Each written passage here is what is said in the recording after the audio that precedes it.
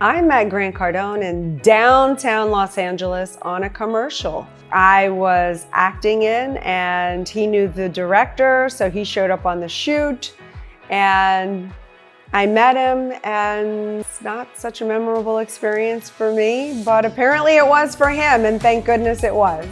In my mind, he was like extremely wealthy. He had a Mercedes two-door with the top down convertible, like that was highfalutin.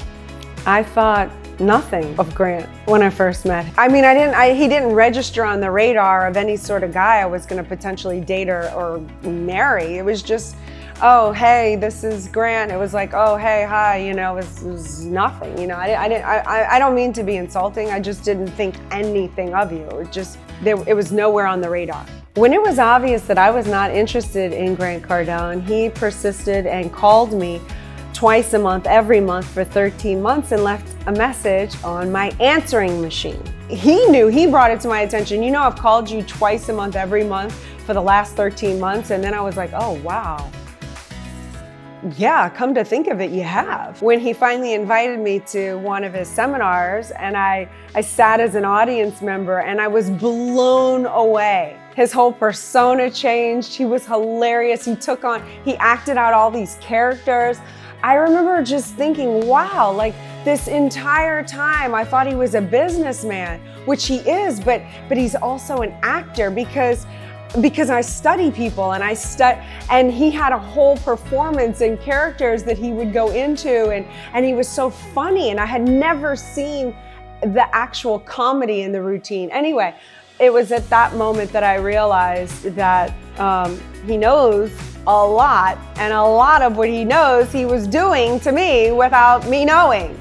The first time I agreed to go out with him was when the last and final message was, hey, he found out that I shoot shotguns and sporting clay. So he left a message on my machine saying, hey, I rented this range, you wanna go shoot with me?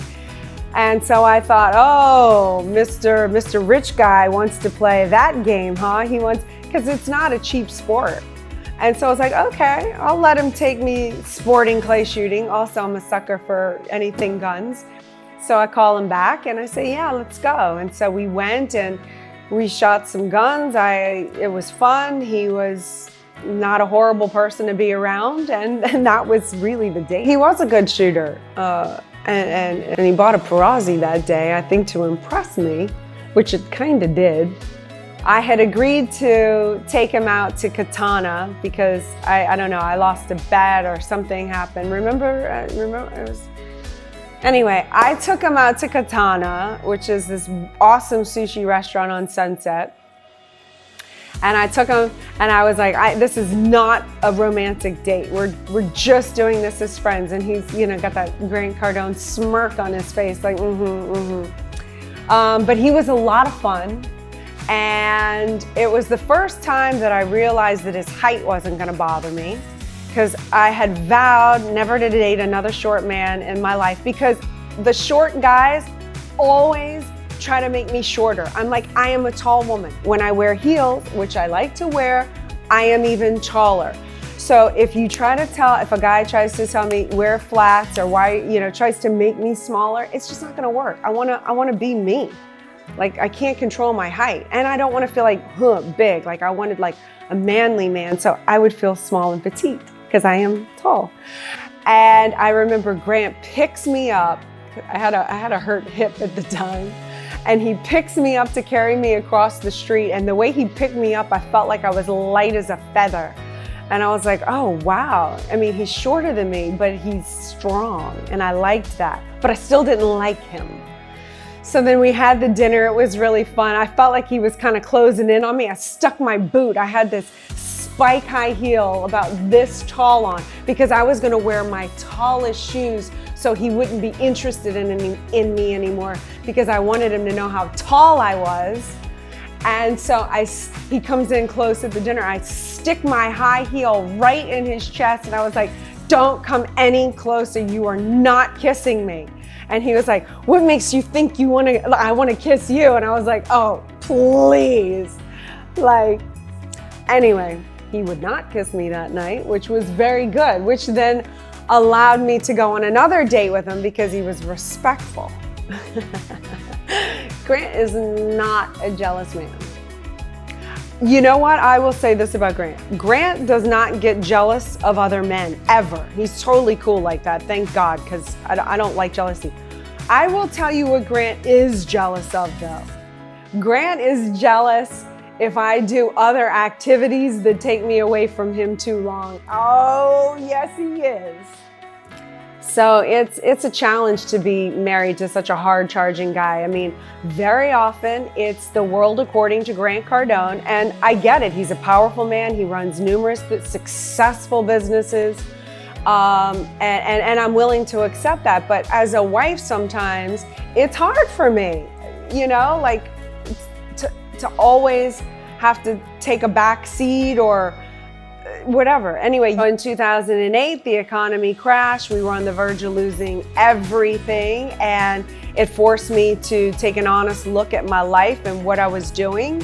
And I was pregnant with our first child, and I decided at that time I had to trade in my acting career in order to trade up. I chose to support my husband and create an empire that we now have today.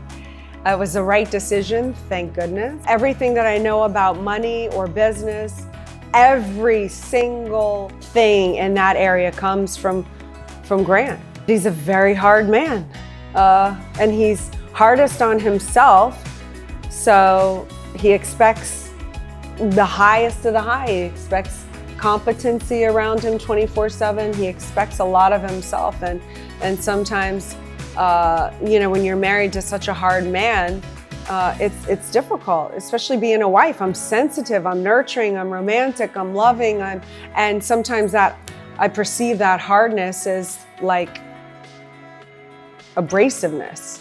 You know, I get my feelings hurt sometimes, but I suck it up because of the greater good and the outcome of where we're going, and he's never disappointed me. But that's the hardest part. You know, I am a woman, and I am a sensitive woman married to an extremely hard man.